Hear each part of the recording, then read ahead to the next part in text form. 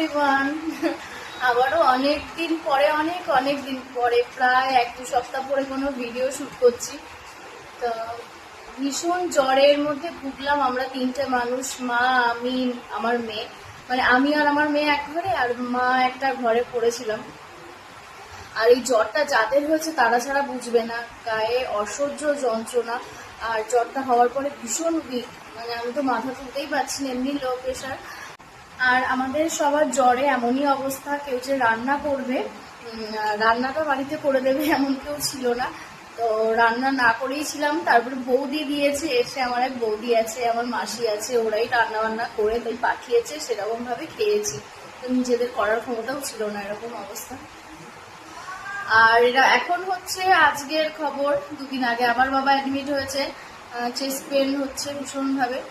আর মার আজকে থেকে প্রেশারটা হঠাৎ করে হাই হয়ে গেছে ভীষণ।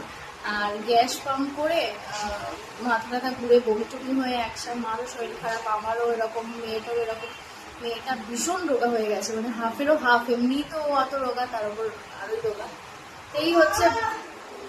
এই হচ্ছে বাড়ির সিচুয়েশন, কেউই ভালো নেই, ওই নিয়ে চলছে। তো যতটা পারবো কাল থেকে ছোট ছোট ব্লগ দেবো আর কি মাঝে। কারণ মেয়ে তো সারাক্ষণ শুয়েই ছিল, 1-2 সপ্তাহ স্কুলে যায়নি। তো এই জাস্ট হচ্ছে 2-3 দিন পড়তে যাচ্ছে, আর এভাবেই চলছে।